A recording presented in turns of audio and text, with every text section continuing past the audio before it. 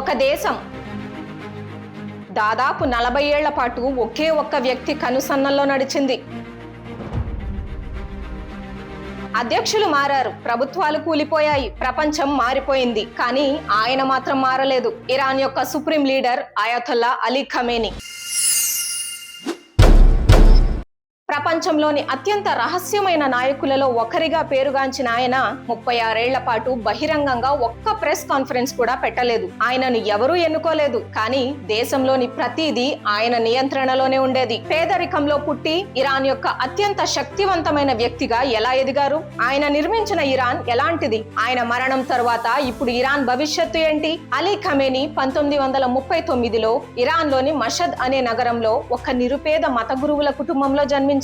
తన జీవిత చరిత్రలో ఆయనే స్వయంగా చెప్పుకున్నారు, కొన్నిసార్లు వాళ్ళ ఇంట్లో తినడానికి రొట్టె, ఎండు ద్రాక్ష తప్ప ఏమీ ఉండేవి కావని. కానీ పుస్తకాలే ఆయన ప్రపంచాన్ని తీర్చిదిద్దాయి. ఇస్లామిక్ వేదాంతాన్ని అభ్యసించడానికి వెళ్ళినప్పుడు ఆయన జీవితాన్ని పూర్తిగా మార్చేసిన ఒక వ్యక్తిని కలిశారు. ఆయనే ఇరాన్ ఇస్లామిక్ విప్లవ పితామహుడు అయతొల్లా రుహోల్లా ఖమేనీ. ఆయన బోధనలకు, విప్లవ భావాలకు ఖమేనీ పూర్తిగా ఆకర్షితుడయ్యారు. అప్పటి ఇరాన్ రాజు షా యొక్క పాశ్చాత్య అనుకూల విధానాలకు వ్యతిరేకంగా జరిగిన ఉద్యమంలో ఖమేనీ చురుకైన పాత్ర పోషించారు. దీనివల్ల ఆయనను చాలా సార్లు జైల్లో పెట్టారు. చివరికి దేశం నుండి బహిష్కరించి పాకిస్తాన్ సరిహద్దు సమీపంలోని ఒక ఎడారి నగరానికి పంపారు. 1979లో ఇస్లామిక్ విప్లవం విజయవంతమై రాజు దేశం విడిచి పారిపోయినప్పుడు ఖమేనీ జీవితం పూర్తిగా మారిపోయింది. ఆయన వెంటనే దేశ రక్షణ శాఖ డిప్యూటీ మంత్రిగా, ఆ తరువాత శక్తివంతమైన రివల్యూషనరీ గార్డ్స్ కు అధిపతిగా, చివరికి 1981లో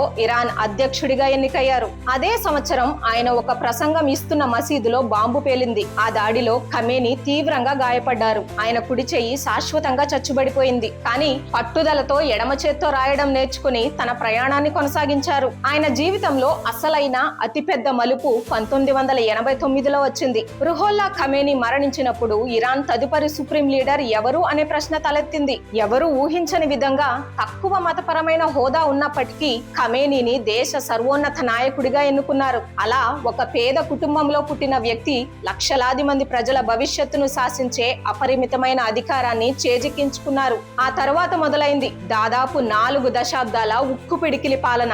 ఇరాన్ లో ప్రతి విషయంపై తుది నిర్ణయం ఆయనదే. అణు కార్యక్రమం నుండి విదేశాంగ విధానం వరకు, చివరికి అధ్యక్ష పదవికి ఎవరు పోటీ చేయాలో కూడా ఆయనే నిర్ణయించేవారు. ఆయన నాయకత్వంలో రివల్యూషనరీ గార్డ్స్ కేవలం సైనిక శక్తిగా కాకుండా ఒక సమాంతర రాజ్యంగా ఎదిగింది. దేశ ఆర్థిక వ్యవస్థ నుండి రాజకీయాల వరకు ప్రతి దాన్ని శాసించే స్థాయికి చేరుకుంది. విదేశాంగ విధానంలో ఆయన పాశ్చాత్య దేశాలపై, ముఖ్యంగా అమెరికా మరియు ఇజ్రాయెల్ పై తన శత్రుత్వాన్ని ఎప్పుడూ వీడలేదు. లెబనాన్ లోని హెజ్బొల్లా, గాజాలోని హమాస్ వంటి ఎన్నో సాయుధ గ్రూపులకు నిధులు, ఆయుధాలు అందించి పశ్చిమాసియాలో తన ప్రభావాన్ని విస్తరించారు.